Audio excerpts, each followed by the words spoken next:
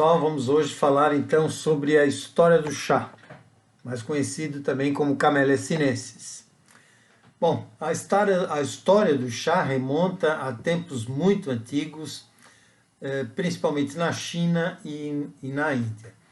Bom, é atribuído a Shen Nung, nós já falamos sobre Shen Nung como sendo o divino agricultor lá na história das especiarias, e ele aparece aqui a respeito da história do chá.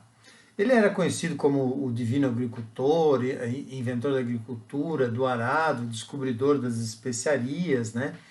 E aí há uma lenda, e é bem provável que seja mesmo uma lenda, porque essa lenda só aparece em escritos a partir do século VI depois de Cristo, né? na Era Comum. Então é bem provável que esses relatos sejam de fato uma lenda, mas essa lenda atribuída a Shen Nung diz que ele estava fervendo água numa fogueira feita com galhos de um arbusto, e esse arbusto era justamente a Camellia sinensis. E aí, lá pelas tantas, bate um vento e folhas desse arbusto vão parar no pote de água fervendo. Bom, ele, como um experimentador de ervas e plantas, né, um cara que lidava com isso, relata que bebeu então essa infusão, essas folhas ali na água fervida, e relatou por escrito que seria uma bebida delicada, reanimadora, que reduzia inclusive o desejo de dormir e que alegrava o ânimo e o coração, poeta que era. Bom, de fato, como valor histórico, a gente tem aqui essa planta, ela evoluiu de florestas numa região em que hoje é o Himalaia, na divisa aqui, essa região, né, na divisa entre a China e a Índia, né? Mas nós temos relatos pré-históricos e escritos, etc., inscrições, que dizem que esse efeito estimulante provocado pelo chá era obtido com a mastigação de folhas, né? Vejam que há uma semelhança nessa mastigação de folhas já com o que os incas faziam aqui com a folha da coca, né? Embora não sejam plantas semelhantes. E que havia também relatos de um efeito curador de uma maceração de folhas em feridas, né?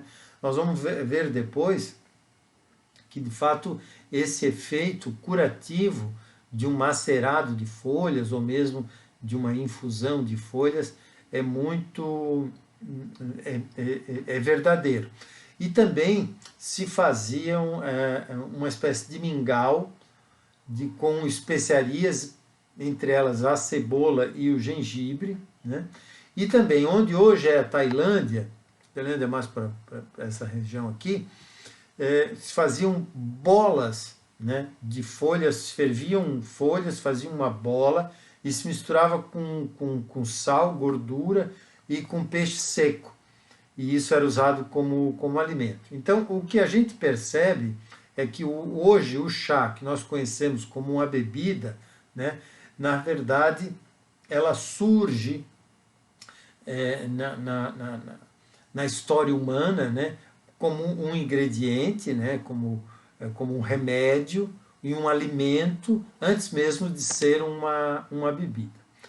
Bom, monges budistas, seguidores, né, do budismo, né, a religião fundada por Siddhartha Gautama no século VI, antes da Era Comum, conhecido também como Buda, já relatavam a utilização dessa infusão da planta Camellia sinensis, que é esse arbusto aqui com essas folhas. Bom, Lao Tse, né, no século VI também antes de Cristo, acreditava que o chá era um ingrediente essencial no elixir da vida. Enfim, O que se sabe é que por volta do século I antes da Era Comum, quer dizer, no ano 100 antes da Era Comum, essa bebida, a infusão de folhas da Camellia sinensis em água quente, tornou-se uma bebida caseira na China, né? Até que o seu consumo nos próximos 500 anos, isso é, do século I antes da Era Comum até o século IV na Era Comum, lá no ano 400, né, entre os anos 300 e 400, já na China havia necessidade do cultivo dessa planta, porque a colheita, a coleta de folhas em arbustos silvestres passou a não dar conta, né, da demanda de consumo que tinha na China.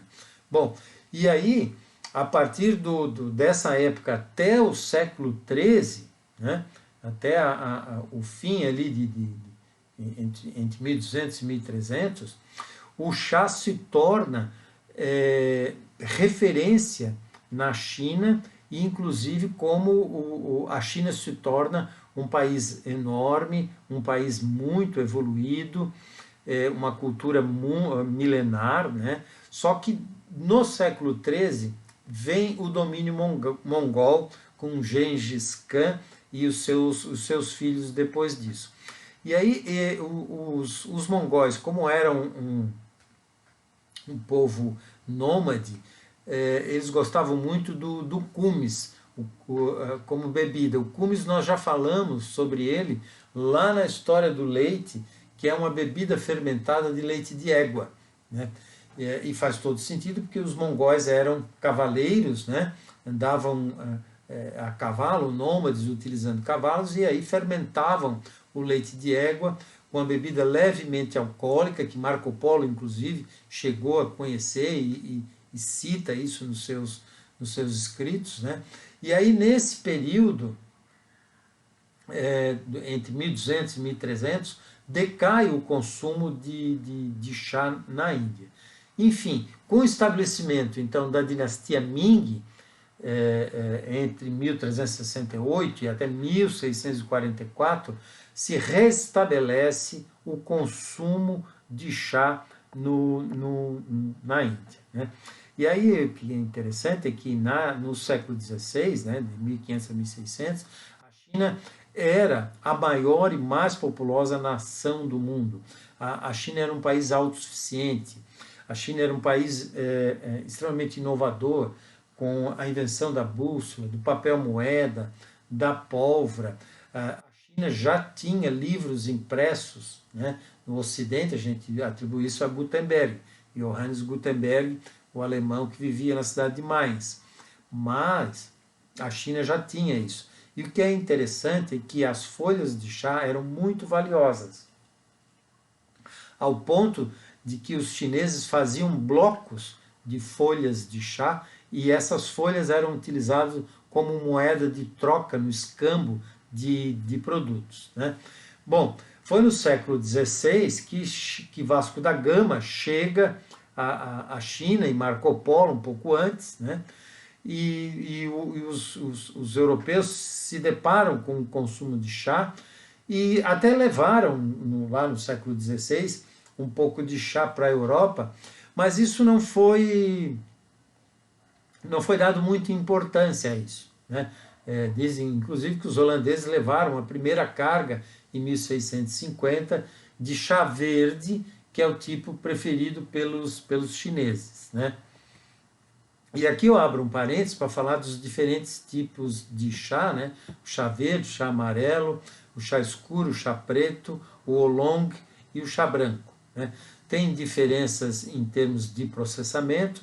Eu trouxe aqui essa figura que está referenciada aqui, um artigo de 2019, em que brevemente faz um relato da diferenciação de processamento na obtenção dos diferentes chás.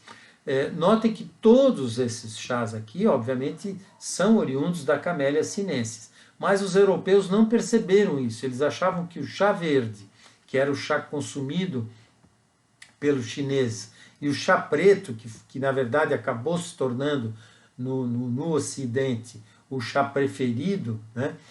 Achavam que eram coisas diferentes, que não vinham do mesmo da mesma planta. Mas rapidamente falando aqui, ó, o chá verde nada mais é o que? Ele passa por um processo de fixação, 30 minutos a 220 graus Celsius, é moído e tem-se o chá verde.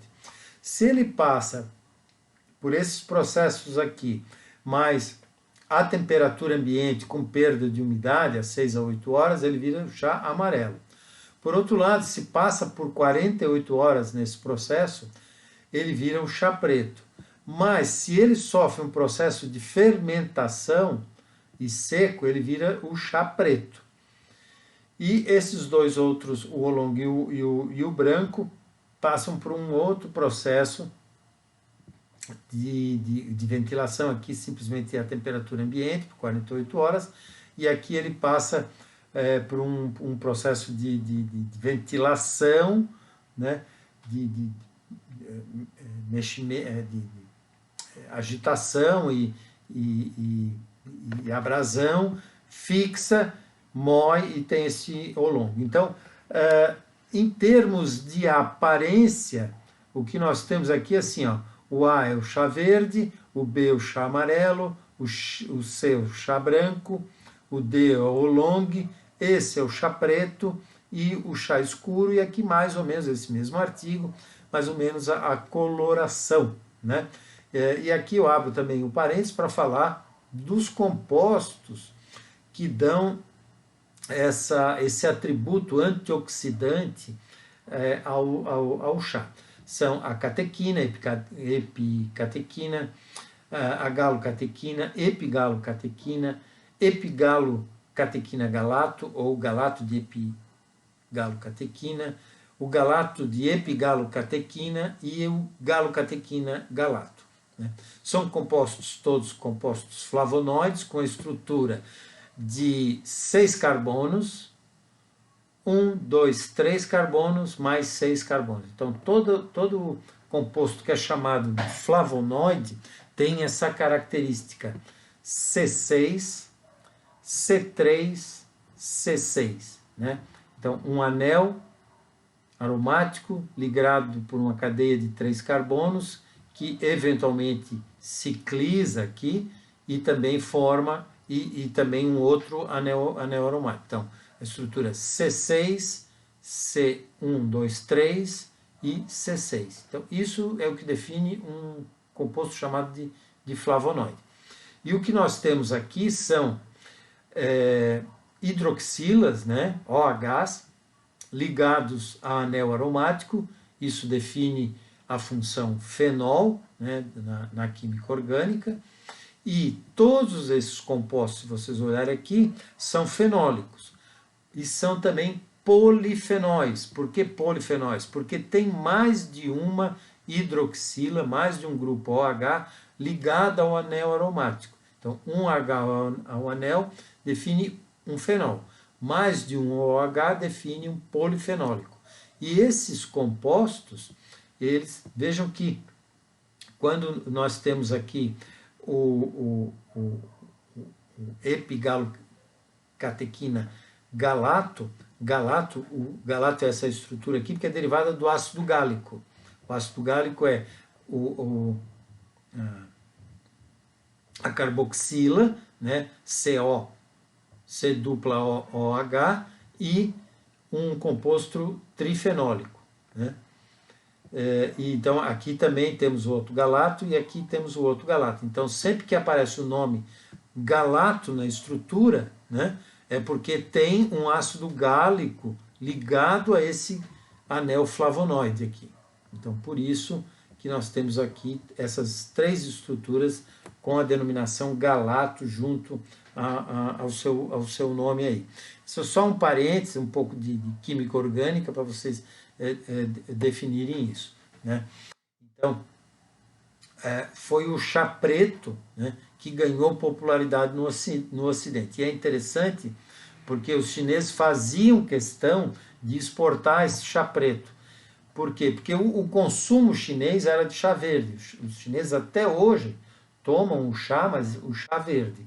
O chá preto, o chá verde, quando ele era exportado em porões do navio e etc., ele acaba mudando, ele acaba, de uma maneira ou de outra, perdendo as suas características. Então era preferível transformá-lo, fazer esse processo de fermentação na própria China e exportar então como chá preto.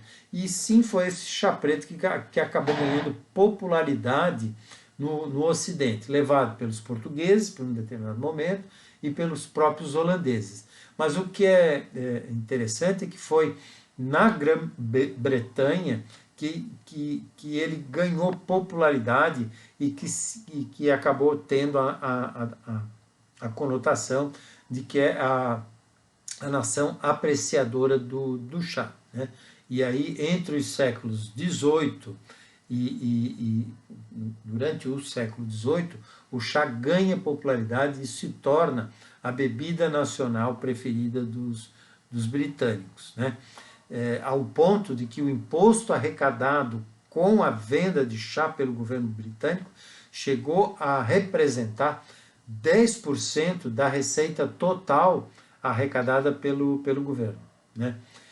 Bom, e a partir de 1732, já no século XVIII, inicia-se então o processo de aberturas de casas de chá em Londres. Né? Enquanto que os cafés e os pubs, né, era um ambiente mais masculino, né, as casas de chás passaram a se tornar um ponto, num primeiro momento, de onde as mulheres poderiam frequentar, porque não tinha as bebedeiras dos pubs, nem aquela conotação mais de ambiente político, filosófico, em que os homens iam para discutir essas questões como eram nos cafés, e aí as casas de chá ganharam essa reputação de serem locais onde as mulheres poderiam frequentar, e depois, num determinado momento, acabaram se tornando, então, pontos de encontro, né, de sexos entre homens e mulheres, que era uma coisa rara na época, que nós estamos falando de 1732. Né? Bom, e é interessante porque o chá também marca o ponto da expansão do Império Britânico. A partir do século XVIII, o Império Britânico domina o comércio mundial com o Oriente. Suplanta Portugal, suplanta a Holanda, às custas de muitas guerras, muitas brigas, muitas mortes, né? Mas é a partir, então, do século XVIII, da segunda metade, a partir de 1750, que a Grã-Bretanha, então, expande a sua influência com a conquista da Índia, do Canadá, da Austrália e da Nova Zelândia. Né? E também passa a dominar o comércio com a China. E aqui também é interessante, porque não cabe o que falar, mas a partir desse momento aí também começa o comércio de ópio, que tem uma influência muito grande sobre o governo chinês. Bom, também é no século XVIII que inicia-se a Revolução Industrial, com a invenção da máquina a vapor e o início, então, todas as consequências que a Revolução Industrial traz para, principalmente, onde ela se inicia, que é na Grã-Bretanha. Então, ali nós temos, como consequência, uma expansão da população urbana, o início da agricultura industrial. Isso leva ao incremento da população geral, porque a partir do século XVIII deixam de existir as crises de fome, de desabastecimento de alimentos, e também provoca uma mudança de hábitos alimentares. Há uma oferta maior de alimentos, embora uma dieta meia pobre, né? Mas a partir desse momento, né, é a partir do comércio do chá que o chá marca, né, o início do Império Britânico e marca o início da Revolução Industrial. Então nós podemos dizer que o chá ele tem papel fundamental nessa nova configuração do mundo moderno, e o seu impacto vai se dar muito a partir dos séculos seguintes, 19 e 20, né, chegando até o século 21. Então, o chá tem um papel fundamental aí no que a gente diz que é o estabelecimento do mundo moderno. Tá bom? Muito obrigado. O próximo vídeo aqui desse módulo será sobre a história do chocolate.